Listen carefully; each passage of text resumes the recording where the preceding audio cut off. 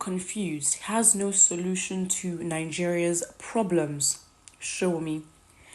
A chieftain of the PDP in Ogun State, Segun Showemi, has described President Bola Tinubu as a confused leader who has no solution to the problems of the country. Then why is he president?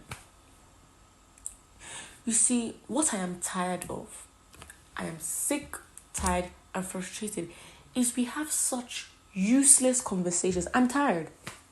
I'm so tired because discussing his capability now that he's president, when we were meant to be discussing it and really as a country deciding that we're not going to vote for this guy or let the structures that be play us and prove to us if we're actually dumb again and again and again. But no, we don't do that. We don't do that. And now the guy is president. And now we want to have conversations as to if he has a plan and if he's good enough and has a solution. So this guy did not have a solution and he's president. And we all watched him become president. So it's like we're having conversations and I'm tired of people coming and we're analyzing the political situation of the country and we're going philosophical, sociological, all this. For what? Boy, it is too damn late. It is too damn late. And they have proven to you time and time again that they don't care about you. In fact, they would want all of you to leave so you can leave Nigeria for them. They do not care about you and they have proven to you multiple times beyond any kind of count that they do not care. Whatever you do, this guy came to you and said it was his turn. If somebody tells you it is their turn and they're certain and confident about that, what does that tell you? With or without you, I'm getting there, it is mine. So thank you, do what you need to do, fantastic, great energy, but it's mine. So this person, I don't even know how that was not the biggest red flag. If you have a slogan and, aligned for your movement, and that is what it is, that it is your turn, we should be scared. We should be very, very worried. But no. No, we don't. And so now you want to engage in very useless conversations now that he's president. And I don't get it. Why do you want to talk about ideas now? So there's literally no point. And there's no point to come around, giving the history of the party, giving, analytics and analyzing nonsense with no organization, with no plan. So what? So what is president? Suck it up. It's happened. We don't have the power to change it. So what should happen? Don't engage in conversations that do not really seek to change anything.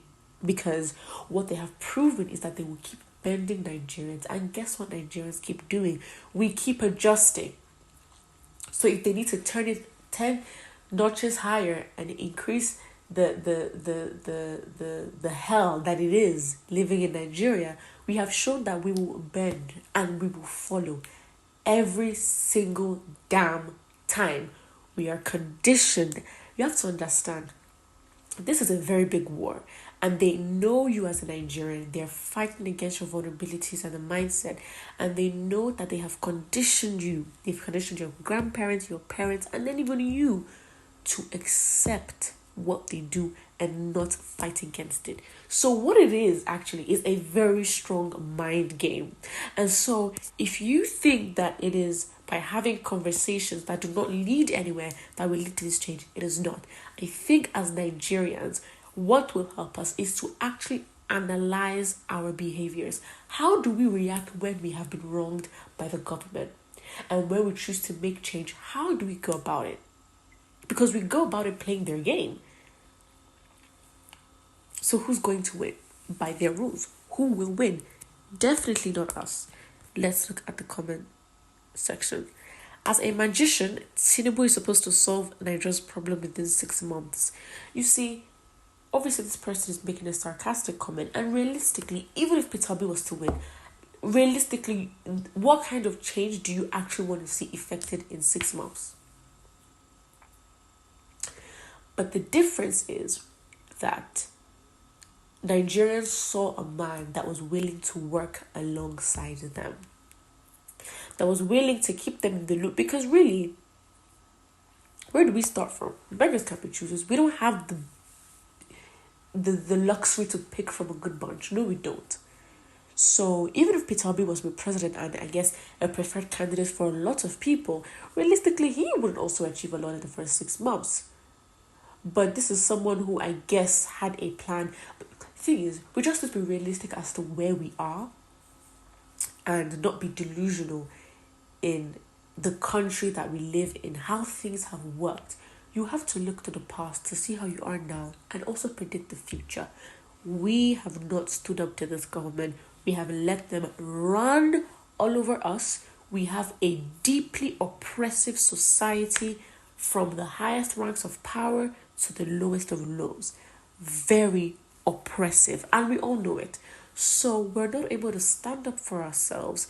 And regardless, as I said, if they decide to make Nigeria more of a hellish place, what we show is that we don't even try to fight it. We always try to adapt on a false delusional hope that things will be better, but they're not.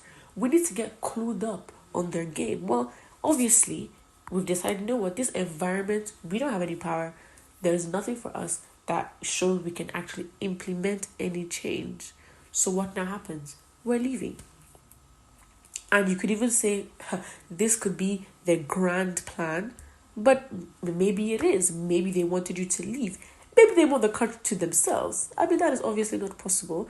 But realistically, the change we're looking for, it's very hard. It's very hard because I think for what Nigerians want, it is way more complicated than voting and trying to get to the new person. We have societal issues and how we are as a people and how we think. We have so much work to do, let alone the amount of stakeholders, internal and external stakeholders, global stakeholders, who will be affected by the positive change if we embark on it. I'll leave you to think about that. Put what you think in the comment section below and don't forget to like us, subscribe.